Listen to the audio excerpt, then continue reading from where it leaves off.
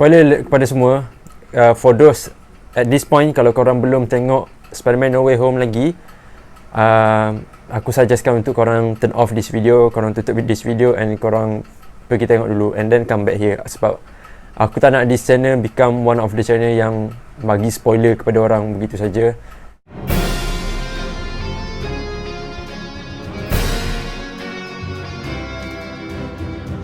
Ini adalah video untuk kita recap kembali. Kita sudah membuat a lot of andaian, teori dan juga rumours about this film selama setahun lebih.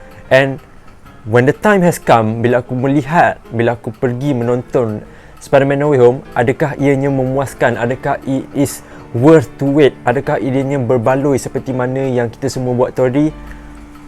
Yes, it is. Ini melebihi daripada apa yang kita semua expect, dan itu yang something yang aku suka tentang filem ini. Akan tetapi, adakah andaian itu betul? Yes, andaian itu betul. Tetapi apa yang membezakan this film dengan andaian kita adalah the way they present this film, the arrangement, susun atur filem tersebut, Spider-Man No Way Home ni, daripada first act, second act ke third act, sangat menakjubkan. Akan tetapi filem ni ada terdapat dia punya flaws, tapi aku rasa personally majority akan agree that mereka semua akan ketepikan this kind of flaws di dalam filem ini. Some people ada mengatakan that argument yang dicipta sekarang adalah Spider-Man No Way Home adalah filem yang terbaik, better than Endgame, Avengers Endgame, better than Batman The Dark Knight. And for me, ini personal bagi aku tahu korang ada hak masing-masing untuk perspektif korang masing-masing, aku respect that opinion. For me personally, Avengers Endgame dan juga The Dark Knight stand in a different scale daripada filem ini. Akan tetapi, filem ini stand out very differently daripada The Dark Knight dan juga Endgame, because apa yang Spider-Man No Way Home ni sajikan kepada dia punya audience adalah nostalgia dan juga experience.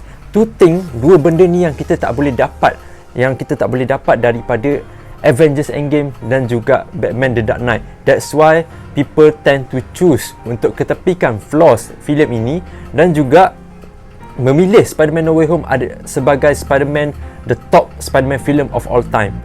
Aku pada waktu tersebut membeli tiket Spider-Man No Way Home ni dengan harga RM19 tiket Atmos punya hall. Pada waktu itu, aku menyangkakan that this film hanyalah a film yang akan entertaining, yang akan menggembirakan audience dia, akan menggembirakan fans punya Spider-Man kan. Akan tetapi dia telah developkan satu perjalanan yang sangat amazing bagi aku. This film is about aku dah start emotion. Shit. This film adalah mengenai perjalanan kita tentang mengenai 3 era Spider-Man yang kita telah kenal, iaitu Tobey Maguire, Andrew Garfield dan juga Tom Holland sendiri. 3 different Spider-Man kan, 3 pelakon yang berbeza. So, when the time kita memasuki hall, kita memasuki sinema tu dan meletakkan diri kita duduk di atas kursi, apa yang filem ini sajikan adalah the nostalgia yang sangat menakjubkan. Disebabkan kita semua membesar dengan era Tobey Maguire. That is something yang affect kita, tak boleh nak deny. Tobey Maguire adalah Spider-Man OG of all time. And then ekoran daripada tempoh tersebut, kita telah pergi beralih kepada The Amazing Spider-Man, iaitu yang dilakonkan oleh Andrew Garfield. And then we get our new Spider-Man, a younger Spider-Man, a Spider-Man yang belum matang, yang mempunyai banyak kesilapan dalam hidup dia kan.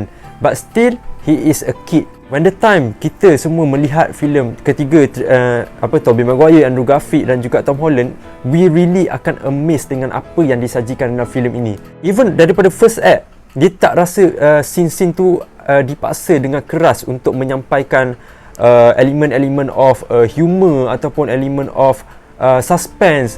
Di dalam filem ini, everything looks very natural. Of course, the first plot yang kita dapat lihat is Matt Murdock is in MCU. Matt Murdock aka Daredevil is MCU. Ini adalah Daredevil daripada Netflix punya version kan. So aku really mahukan Daredevil ni. Seperti mana yang korang semua mahu, aku pun mahu Daredevil muncul di dalam Spider-Man. Dan aku suka the way that dia munculkan Daredevil. It really looks natural, tak nampak force langsung. Seperti mana kita tahu Spider-Man dia sudah identiti dia sudah tersebar di seluruh dunia dan sebagainya kan. So untuk dia melepaskan diri daripada charges yang diletakkan oleh DDA, if I'm not mistaken, dia memerlukan lawyer. Dan ini adalah teori yang kita semua buat. Kita semua buat teori where Matt Murdock akan muncul sebagai lawyer, dan dia muncul sebagai lawyer. Dan bila dia muncul sebagai lawyer tu, kita nampak scene yang mana tongkat tu kan, the shot tongkat ni dulu, lepas tu baru reveal muka Matt Murdock, Charlie Cox. Oh my god, masa tu the audience went crazy. Kau tahu tak? Dia menggila semua, macam siapa yang tahu Matt Murdock tu tahu je lah, yang tak tahu tu dia akan tanya lah member kat sebelah tu kan. Aku suka the way at least dia tunjukkan sedikit power of Daredevil ni, di mana ada satu scene batu telah dilontarkan oleh orang di luar sana untuk menghentam Tom Holland punya Peter Parker ni kan.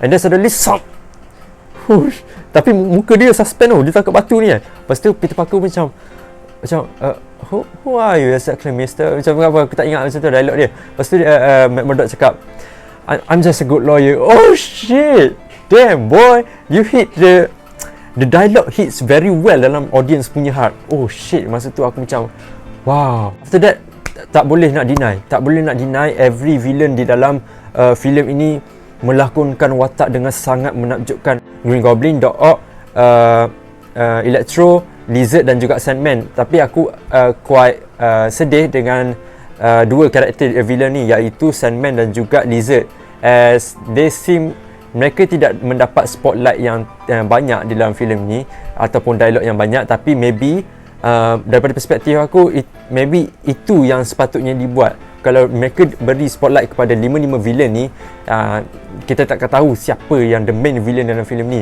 The main villain for this film adalah Willem Dafoe. Wow, shoot, aku quite surprised gila dengan lakonan Willem Dafoe.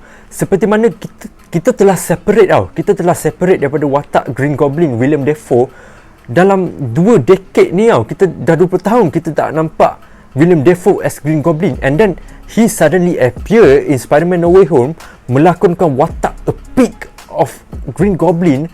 Those scene really looks terrifying, really menakutkan, dan watak dia sangat hidup. If you want to pick, kalau kau mahu cakap siapakah Joker di dalam Marvel, Green Goblin deserve a cape. Dia deserve those kind of mental. Green Goblin really fascinating that moment. Ada scene di mana scene di mana Doc Ock membelakangi Green Goblin membelakangi Doc Ock kan. Lepas tu dia cakap it just me, apa semua. Oh shit, Green Goblin memang Willem Dafoe. Aku tahu ada interview di mana dia mengatakan dia mahu muncul di Spider-Man No Way Home dan dia mahu melakukan action bersama Spider-Man dan sebagainya kan. Dan kita betul mendapat tu. The reaksi, dialog yang dikeluarkan oleh Green Goblin, oh my god. Dan fighting scene, jangan lupa fighting scene di dalam bangunan, di dalam Happy punya kondo tu kan. Oh shit, is that our Willem Dafoe yang berumur 66 tahun berlawan macam tu? Dia sampai menghentam Spider-Man bertingkat-tingkat tu. Oh my god, dia macam kau tak aging walaupun kau nampak tua. I know maybe there is a lot of CGI yang digunakan di situ ke apa, I don't care, but the way they present Willem Dafoe as a Joker in Marvel, oh shoot, wow, sangat dahsyat. Dan kalau kita cakap pasal Doc Ock pulaan, Doc Ock tends to be on the first act, di mana the first time dia muncul di jambatan tu kan, kita nampak hello Peter, dia cakap macam tu kan. Oh, we start to get Doc Ock versus Tom Holland Peter Parker kan. Lepas tu Peter Parker dodge attack tu, dia mengelak, dia melompat sana sini, dia melakukan trick, dia melakukan sarang dekat Doc Ock punya tentacles dan sebagainya. Tapi apa yang penting yang aku mahu mention untuk this fight scene adalah the way Tom Holland Peter Parker fight Doc Ock. It really, dia nampak natural. Kau tak nampak macam, you know, kau ni Doc Ock ni is a villain yang kau tak pernah berlawan. So bila mana kalau kau mewujudkan satu scene where Spider-Man berlawan dengan Doc Ock kan, tak pernah berlawan dengan Doc Ock kan, dia tiba lawan dengan Doc Ock, dia dapat kalahkan Doc Ock kan. Benda tu just makes no sense. Even Tobey Maguire dulu lawan dengan Doc Ock berapa kali banyak kali kan. And then suddenly Peter Parker dapat control Doc Ock punya tentacle. Serius gila siap. Macam mana kau boleh terfikir untuk buat benda tu? Orang ingat ada teori lah mana Doc Ock ni akan jadi baik dan sebagainya. And yes, dia menjadi baik, tapi dia bukan menjadi baik ekoran daripada nanotech tersebut. Dia jadi baik apabila Peter memilih untuk curekan this villain. Seperti mana yang kita tahu kalau korang lupa benda ni, Peter Parker dia pergi ke Sector Centrum untuk melakukan beberapa hajat lah dengan Doctor Strange untuk find out a spell untuk membuatkan all of the people lupakan siapa Peter Parker ni kan. Dan surprisingly Doctor Strange tahu spell tu, dan akan tetapi spell tu is interrupt, dikacau oleh Peter Parker yang demand terlalu banyak benda.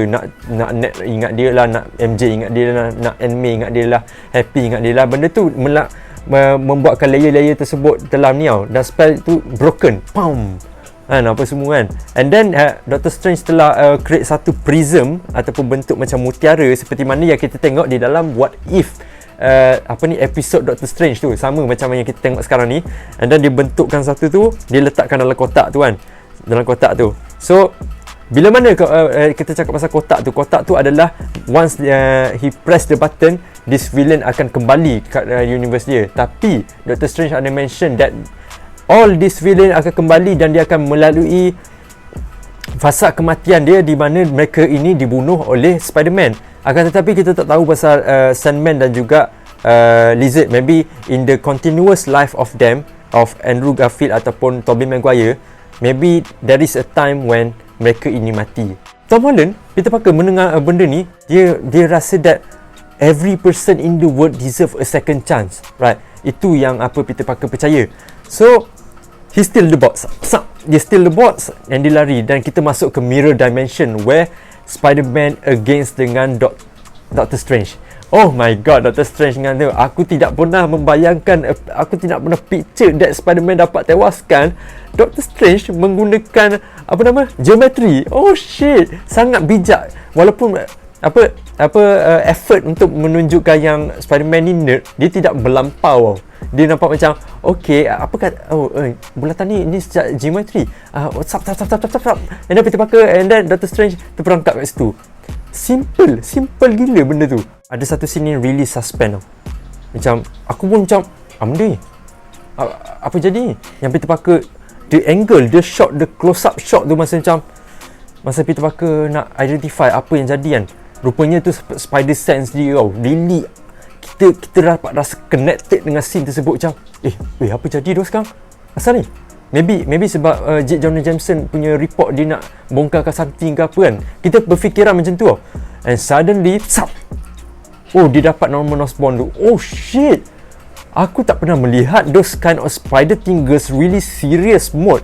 First time kita dapat tengok Tom Holland punya spider tingle adalah di dalam Avengers Infinity War, where Blue Roma dia naik kan, lepas tu tengok ada alien yang kat belakang tu kan. And then kita dapat tengok spider sense dia di dalam Far From Home, where dia nak kalahkan drone Mysterio ni, dia menutup mata,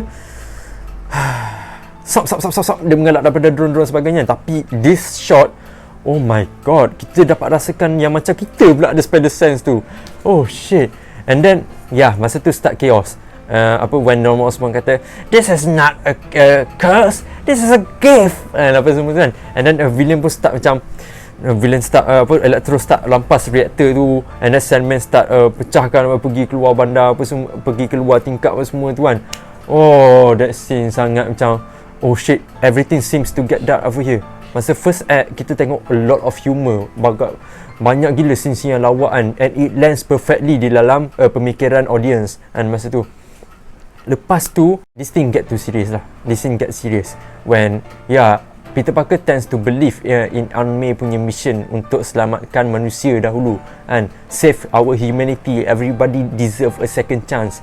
Tapi after Peter Parker dia dah willing, dia dah put an effort untuk menyelamatkan this villain daripada mati di dalam universe diorang.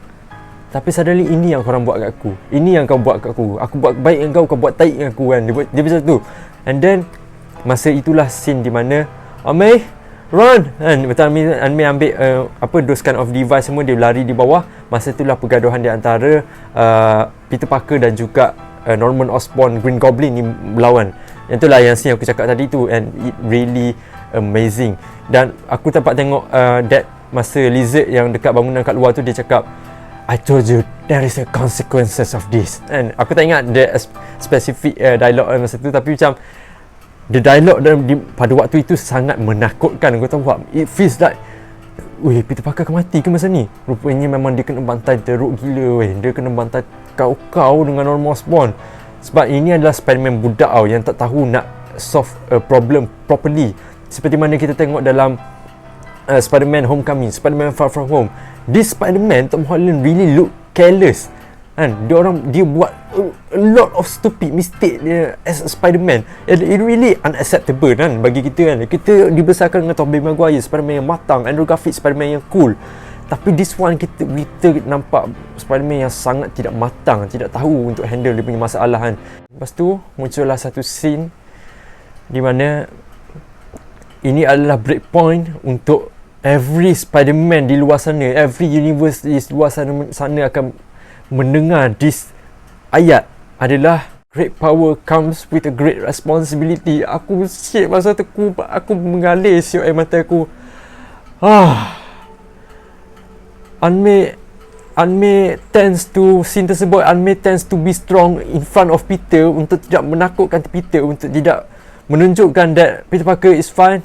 Tapi aku ada message untuk mengatakan untuk kau that a great power comes with a great responsibility. Ini adalah breakpoint di mana every Spider-Man, Tobey Maguire, Andrew Garfield reach dia punya maturity. Ini adalah point tersebut.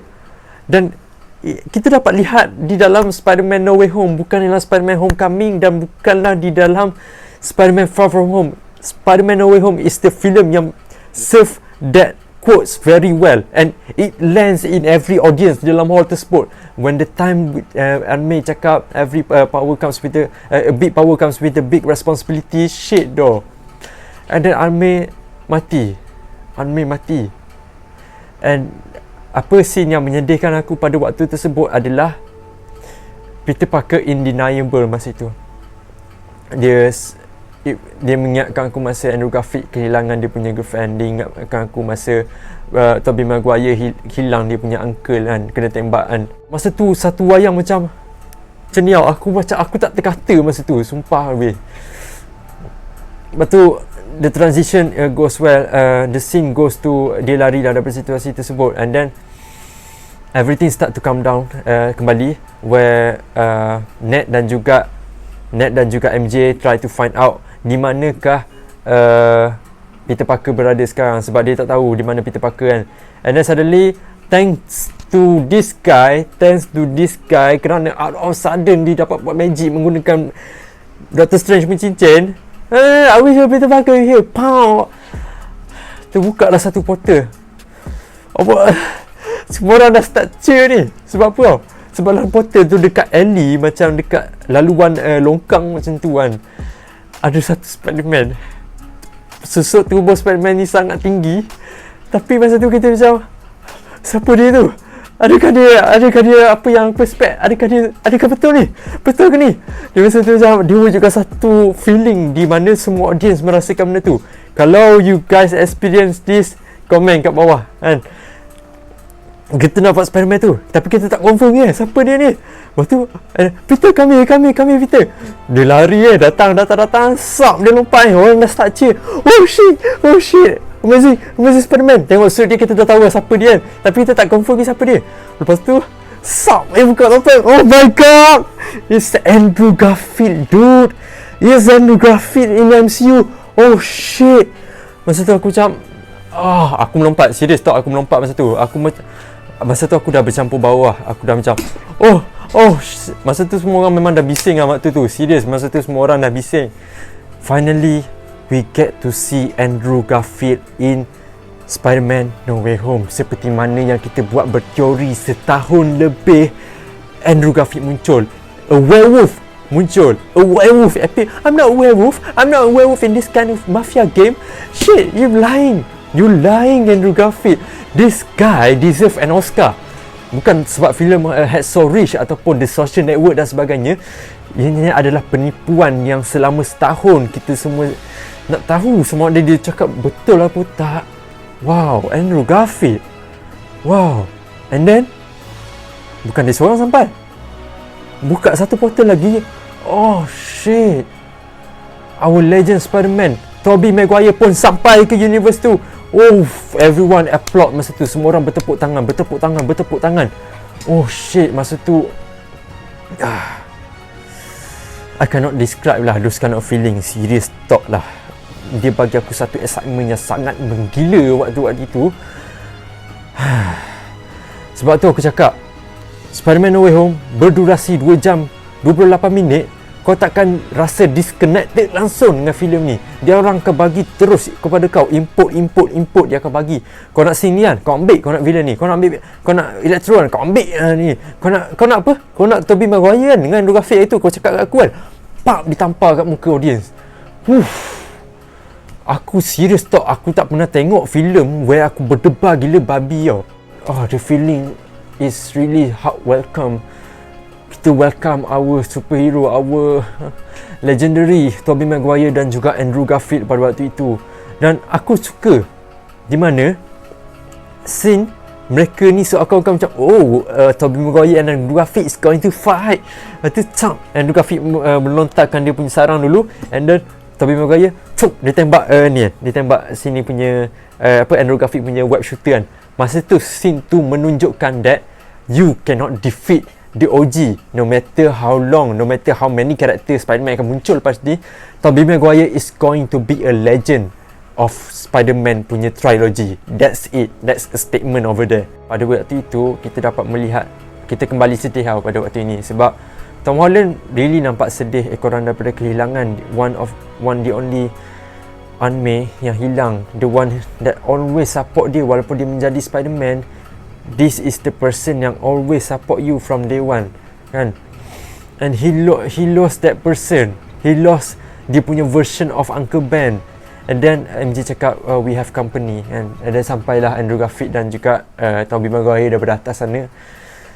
And then masa tu Peter Parker, Tom Holland undeniable, dan dalam tempoh di mana dia menyalahkan orang tau. Dia kata that ni salah dia, tapi apa villain-villain ni adalah tanggungjawab korang. Ni semua musuh-musuh korang kan. Korang ambil lah, ini bukan masalah aku tak kisah, I don't care kan. Pada waktu tersebut Peter Parker dah nak press the button so that semua villain ini datang muncul kembali kepada universe yang asal. Lepas tu MJ tak benarkan benda tu berlaku. Peter Parker cakap, kau tak faham dengan apa yang aku lalui benda ni kan. Dia tak tahu tau. Dia tak tahu dua orang tu lalui apa juga kan. And then Tobey Maguire cakap, my Uncle Ben dies.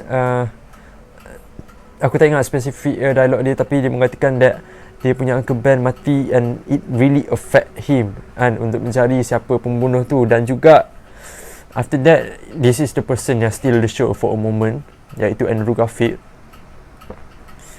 Dia mengatakan that masa tu muka dia macam nak menangis. Dia memang even after few years dia masih merasakan kesakitan tersebut Dia cakap my Gwen Stacy dies, it is like MJ version dia cakap macam tu kan. Sebabnya aku cakap that Andrew Garfield still the show pada waktu itu tersebut kerana antara ketiga-tiga filem Spider-Man sebelum No Way Home, waktu yang paling sedih adalah apabila Andrew Garfield kehilangan dia punya Gwen Stacy. Spider-Man 2 merupakan filem yang tidak berjaya daripada pengkritik mengatakan that filem adalah unsuccessful punya Spider-Man filem. Tapi aku stand in different way. Aku menganggap that is a antara romantic filem yang aku pernah tengok, Spider-Man, The Amazing Spider-Man 2, walaupun dia punya fight scene dan sebagainya, storyline maybe berterabur sikit, tapi tak apa. Apa yang penting, the relationship between Gwen Stacy dan juga Andrew Garfield pada waktu itu sangat menakjubkan. Mereka baru bermula nak berpindah ke UK, and Spider-Man Andrew Garfield pada waktu itu kata, yeah, that's okay, there's going to be a villain in UK, right? Something macam tu kan dia cakap. Tapi diorang tak manage sebab Gwen Stacy jatuh, and then Andrew Garfield tak dapat selamatkan dia. Dan momen tu sangat sedih Sebab tu aku cakap Andrew Garfield, daripada perspektif aku, Andrew Garfield still the show pada waktu itu. Tapi then Andrew Garfield mentioned that but there was a time that I stopped pulling my punch and I became hatred ke apa, dia become rageful, dia become bitter, dia jadi kejam kan, a version of Spider-Man yang kejam. Lepas tu dia cakap that Shit lah. Tapi pada waktu itu Andrew Garfield mengatakan that dia move on dengan apa yang dia boleh buat. Dia move on to be a better Spider-Man, to be a friendly neighborhood Spider-Man. Dan itu macam, oh shit, God. Pada waktu itu pun mereka faham. And then scene tersebut sangat sedih bagi aku. And then kita move into the scene where aku really love those kind of stuff, bila mana mereka bertiga cuba find a way untuk create this formula kan. Mereka bertiga like another picker, and then this meme wujud, meme orang yang tunjuk yang Spider-Man tunjuk tu kan, wujud di dalam scene ni, di dalam lab tu where dia orang identify benda tu kan, yang identify untuk buat formula. Sangat menakjubkan. Dan juga masa itu juga Ned dapat tahu that kawan-kawan kepada Tobey Maguire dan juga Andrew Garfield punya kawan ni mati pada penghujung filem. Ekoran mereka berpaling tadah terhadap Peter Parker kan. Shit, the scene sangat emotional, sangat fun. We get to see a lot of dialogue pada waktu itu. And then beralihlah kepada the final act of this film, iaitu mereka bertiga berada di dekat Liberty City, Liberty Statue yang telah di-upgrade untuk letakkan Captain America punya shield tu kan. Scene tersebut yang best yang pada waktu itu adalah dialog. Sebenarnya it is like an interview, a small interview tentang macam mana the first thing first masa ni lah, masa web shooter kan. Web shooter kan menjadi satu argument di antara kita semua, dan Tom Holland punya web shooter, Andrew Garfield punya web shooter, dan Tobey Maguire punya web shooter yang dapat keluarkan sarang daripada tangan dia kan. How you make your web goes out ni? Macam mana kau keluarkan web kau? Adakah web kau keluar di tempat lain juga ke, dan sebagainya kan. Lepas tu Andrew Garfield mengatakan that kami menghadapi krisis. Yalah, sebab kita orang kena buat web dan sebagainya kan. Lepas tu Tobey Maguire kata, aku pun mengalami krisis tersebut di dalam Spider-Man 2 if I'm not mistaken. Dia kehilangan dia punya sarang tu kan. Those kind of mini conversation really interesting. Dan juga yang paling conversation yang aku really enjoy dalam filem tu adalah where Tom Holland tanya, who's the biggest villain that you have fought in your universe ke, something like that kan. Lepas tu Tobey Maguire kata, I fought an alien, a black goo something, and nak cakap pasal Venom kan. Lepas tu Tom Holland cakap, I fought an alien too in space with a purple thing, apa benda macam tu kan. Macam lepas tu Andrew Garfield cakap, I fought with a rhinoceros, only a robot mechanical rhinoceros. I was so lame. Dia cakap macam dia ni antara enemy yang paling buruk dia hadap berbanding daripada Tobey Maguire dan juga Tom Holland kan. Lepas tu Tobey Maguire, ini adalah scene yang really powerful. Tobey Maguire kata macam, let's go back to the lame part. You're not lame kan. Lepas tu, you're amazing. Wait, you're amazing. Lepas tu Andrew Garfield undeniable, you're amazing. Apa yang special tentang scene tersebut adalah filem The Amazing Spider-Man yang dilakonkan oleh Andrew Garfield. Antara list yang semua filem-filem, dua filem tersebut adalah filem yang tercorok di dalam Spider-Man punya list filem. Dan some meletakkan pressure ke atas Andrew Garfield that he did not deserve to be a Spider-Man. Itu adalah argument yang sebelum No Way Home benda tu keep on raising. Walaupun aku personally, korang tak boleh kritik aku, tapi bagi aku memilih Andrew Garfield sebagai favourite aku punya Spider-Man. Itu adalah personal opinion aku. Dan bila melihat those kind of conversation mereka bertiga, it really fascinating. Aku sangat suka momen tersebut. Ia menunjukkan that this Amazing Spider-Man, this Andrew Garfield also deserve a credit. Don't even differentiate. Jangan membezakan kami bertiga. Jangan membezakan siapakah Spider-Man yang terbaik antara kita semua. Itu yang the message Tobey Maguire cuba untuk sampaikan. And then we go to the last scene where mereka pun nak berlawan dengan these 5 villains kan. And then favourite scene juga aku juga adalah apabila mereka cakap dengan Peter 1, Peter 2, Peter 3 kan. Lepas tu once dia orang dah sort out macam mana nak ni kan, dia orang mention Avengers semua, let's go. Oh, dia orang bertiga berlari, sok dia empat, dia buat swing shot. Ya Allah, swing shot tu, oh shit, swing shot tu sangatlah dahsyat, serius, sangatlah dahsyat.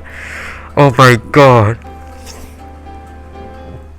aku amat mengidamkan those kind of shot selama ini, dan kita dapat benda tu, aku sangat grateful.